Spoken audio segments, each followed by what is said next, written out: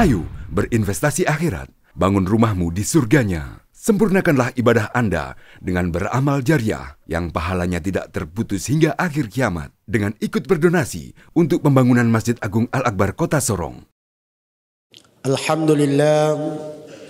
Alhamdulillahi Rabbil Alamin, wabihi nasta'inu ala umuri dunya waddin, wassalatu wassalamu ala asyrafil anbiya'i wal mursalin, Sayyidina Muhammadin wa ala alihi wa sahbihi ajma'in, amma ba'd.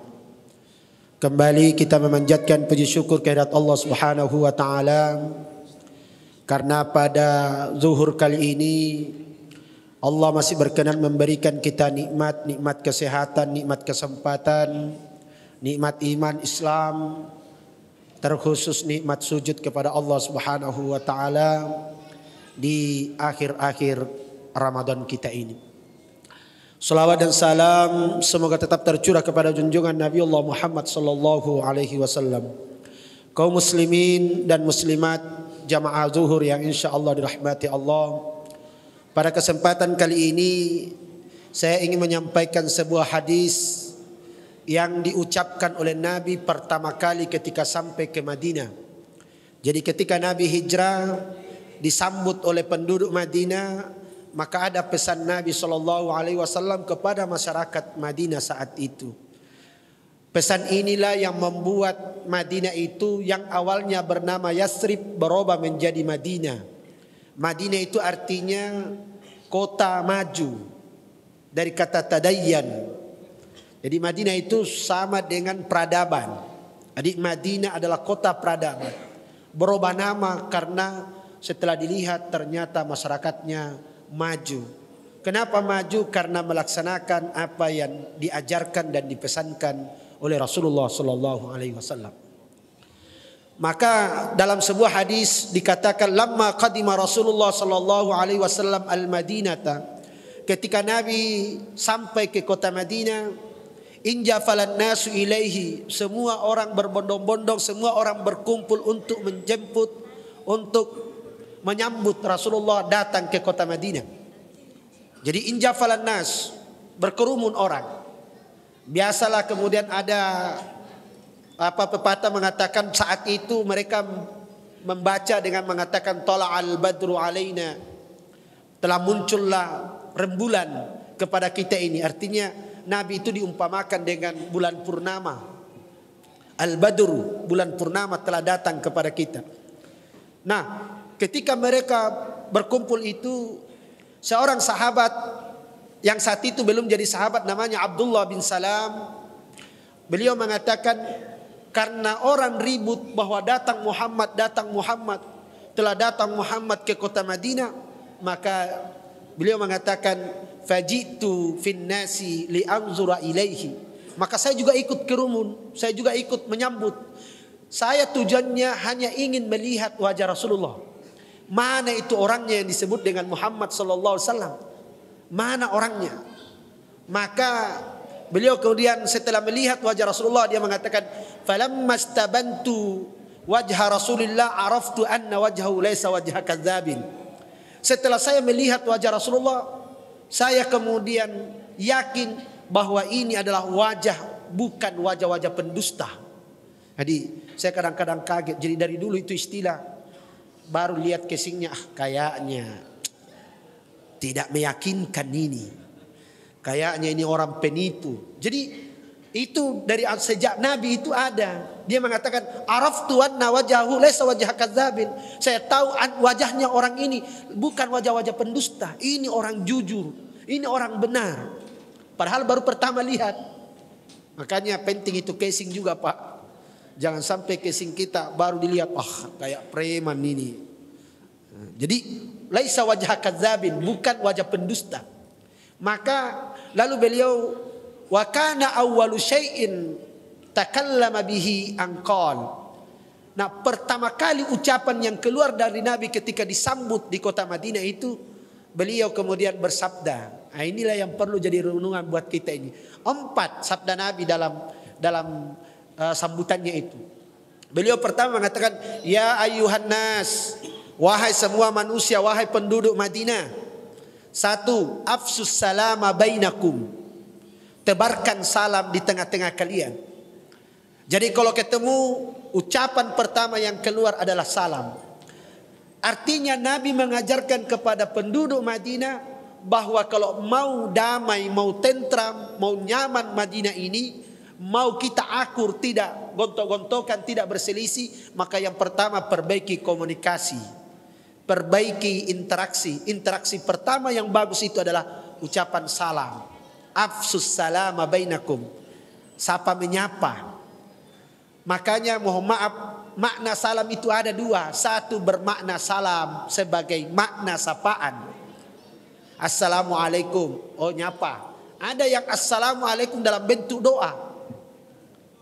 Nah kalau kita sesama muslim itu salamnya adalah salam bukan hanya sapaan tapi sekaligus doa. Itulah kenapa ulama-ulama kita itu, bapak-bapak, ibu-ibu, ketika dia mengatakan bagaimana hukumnya mengatakan selamat Natal, ulama berbeda pendapat. Karena satu memaknai doa dan itu tidak boleh sama sekali. Satu memaknai sapaan, hanya penghargaan, sehingga ada yang membolehkan. Karena memang makna salam itu dua, sapaan dan doa. Yang doa ini yang tidak sembarang, kita sesama muslim yang mendoakan. Karena saudara-saudara kita yang belum, itu tidak bisa didoakan selamat. Yang bisa adalah doakan dapat hidayah. Oh ini. Jadi pertama yang mesti dibangun adalah assalam. Bagaimana orang-orang penduduk itu kalau ketemu menyapa. Dan sapaan paling bagus adalah doa. Hanya mohon maaf, kadang-kadang kita ini bilang assalamualaikum, tapi pas lewat orangnya tidak selamat orangnya. Karena kita cerita assalamualaikum, pas lewat, oh ini tadi orang ini tidak beres ini. Bayangkan kita masih baru bilang assalamualaikum, itu artinya assalamualaikum, semoga engkau selamat. Artinya kita doakan dia selamat. Pas lewat kita sendiri yang celakai. Kenapa? Kita yang ceritai. Kita menceritakan kejelekannya, padahal baru saja kita ngomong assalamualaikum. Makanya di hadis yang lain Nabi pernah bersabda, ala adullukum, maukah kalian saya tunjukkan satu amalan? Idza fa'altumuhu tahabbtum, kalau kalian amalkan kalian saling mencintai, kalian saling menyayangi. Apa itu? Afsus salama bainakum, tebarkan salam di tengah-tengah kita. Sapa. Coba kalau ketemu ada orang senyum, itu langsung kita enak. Itu belum menyapa itu, baru senyum saja kita sudah nyaman. Apalagi kalau assalamualaikum, gimana kabar tak? Senang kita. Pasti kita merasa nyaman, pasti kita merasa ada hubungan batin. Tapi kalau ketemu tidak pernah senyum, jangankan menyapa, senyum saja tidak. Hanya kalau dekat-dekat pemilihan banyak sekali orang senyum. Kalau selesai pemilihan, kayak mahal lagi itu senyuman. Ini karena ini penyakit ini, Pak. Kalau dekat-dekat pemilu, serba senyum semua orang. Biar juga fotonya yang dipampang itu harus senyum. Pas selesai pemilihan, dia hilang senyumnya. Nah, ini kita mohon maaf, senyuman kita kadang-kadang senyuman palsu. Ada muta. Ini satu, diperbaiki. Kata Rasulullah, kalau mau damai, masjid juga begitu. Kalau mau masjid tentram itu antar satu, jamaah dengan jamaah yang lain, saling sapa menyapa. Makanya itulah kenapa Nabi kalau selesai sholat, Pak, dilarang sahabatnya keluar dulu. Itu Nabi kontrol. Mana aina fulan, kemana si A, kenapa tidak datang? Aina fulan, kemana si B, kenapa tidak datang? Kenapa? Nabi ingin memastikan bahwa sahabatnya semua berjamaah di masjid. Kenapa? Itu kebersamaan. Lagi-lagi muncul afsus salam. Selamat. Ini satu. Yang kedua adalah wa'at'imut ta'am, memberi makan orang. Nah, memberi makan itu kita bisa maknai artinya kita bermanfaat kepada orang di sekitar kita. Minimal kita ini bermanfaat satu kali dalam setahun. Zakat fitrah. Kalau kita tidak bisa bermanfaat dalam banyak hari, dalam setiap hari kita tidak bisa bermanfaat, minimal kita bisa berkontribusi dalam kehidupan ini walaupun sekali. Wa'at'imut ta'am, memberi makan orang. Makanya sangat disayangkan ketika ada saudara-saudara kita sudah menyiapkan makanan baru kita tidak makan. Nah itu. Makanya Pak, kalau kita baca kitab-kitab fikih, baik itu fikih Syafi'i, fikih-fikih yang lain, kalau ada orang berpuasa lalu diundang, lalu orang dia puasa sunnah lalu diundang, Tiba-tiba sudah dikasih tahu sebelumnya, Pak, besok datang ke rumah ya, kita makan-makan di rumah. Tapi orang ini besoknya datang tapi puasa. Maka sesungguhnya orang ini tidak paham agama. Kalau paham agama tidak puasa, dia makan, pahala puasanya nanti akan digantikan dengan membahagiakan orang yang mengundang. Namanya idkhalus surur, memasukkan kebahagiaan pada orang yang mengundang kita. Tapi puasa sunnah, Pak, jangan puasa wajib. Jangan sampai puasa Ramadan, undang ke warung, terpaksa saya makan, Pak. Tidak enak, itu bukan itu. Jadi harus puasa sunnah, bukan puasa wajib, Pak. Kalau puasa wajib tidak bisa, dia levelnya tinggi. Nah, ini. Jadi bagaimana kita ini berkontribusi dalam kehidupan kita ini, bermanfaat kepada orang lain. Dan manfaat paling gampang adalah memberi makan. Makanya kenapa dalam surah Al-Ma'un itu salah satu orang yang dianggap pendusta agama adalah fadzalikal ladzi yad'ul yatim wa la yahuddu ala ta'amil miskin. Dia tidak punya keinginan untuk memberi makan orang miskin. Tidak mau memberi makan orang miskin. Itu pendusta agama. Artinya kita ini oleh Rasulullah diajarkan bagaimana kita peduli sama orang. Kepedulian kita itu dengan cara bagaimana berkontribusi. Kontribusi tidak mesti materi. Kontribusi kita bisa dalam bentuk doa. Saya belum punya uang, tapi saya bisa doakan orang. Saya tidak punya uang, tapi saya punya tenaga. Saya tidak punya uang, tapi saya punya pikiran. Itu namanya berkontribusi. Makanya di hadis yang lain, khairun nas anfa'uhum linnas, bahwa ukuran manusia terbaik itu bukan paling banyak salatnya, bukan. Tetapi manusia terbaik adalah manusia yang paling banyak berjasa dan bermanfaat sesama kepada sesama. Itu manusia terbaik. Ini sudah dua pesan Nabi SAW ketika sampai ke Madinah adalah wa'at'imut ta'am. Usahakan ada saling membantu satu sama lain. Saling bahu membahu. Yang ketiga adalah wasilul arham. Bagaimana menjalin silaturahim. Nah sekarang ini kita ini kadang-kadang sama-sama sholat tetapi tidak ada silaturahimnya. Mohon maaf. Ini kita kalau sholat bahkan berdempetan kaki kita. Tidak ada jarak antara kita. Tapi setelah sholat tidak pernah bicara walaupun sekali. Jangankan bicara ya salaman saja tidak. Kenapa? Baru ke menoleh hilang nih. Mana caranya mau salaman? Yang kita tersinggung, Pak. Coba padahal itu sebenarnya manfaat dari sholat berjamaah adalah silaturahim. Manfaatnya. Kenapa Nabi ingin membakar rumahnya masyarakat atau sahabat-sahabat yang tidak mau berjamaah? Karena supaya semua sahabat Nabi itu, semua umat Islam saat itu yang laki-laki, semua kumpul di masjid. Jalin silaturahim. Makanya masjid itu disebut dengan markazul Islam. Pusat kegiatan Islam. Jadi jangan hanya sholat. Cerita-cerita. Bercanda. Di masjid tidak apa-apa. Kita jadikan masjid sebagai ajang silaturahim. Coba kebayang, Pak. Kadang-kadang kita dapat rezeki itu di masjid. Misalnya kita sholat, tiba-tiba di samping kita itu orang kaya. Orang punya usaha tapi kurang karyawannya. Kita kemudian dilihat terus. Oh ini kayaknya ini anak muda. Di mana kerja? Oh belum punya pekerjaan. Oh kalau begitu datang ke kantor saya, kerja di kantor saya. Coba rezekinya di masjid. Saya ini yang dapat, Pak. Saya ketika kuliah itu tinggalnya di masjid. Waktu pertama naik ke Makassar dari Polman, itu saya tinggal di masjid. Saya tidak tahu mau mendaftar bagaimana. Saya tidak tahu caranya.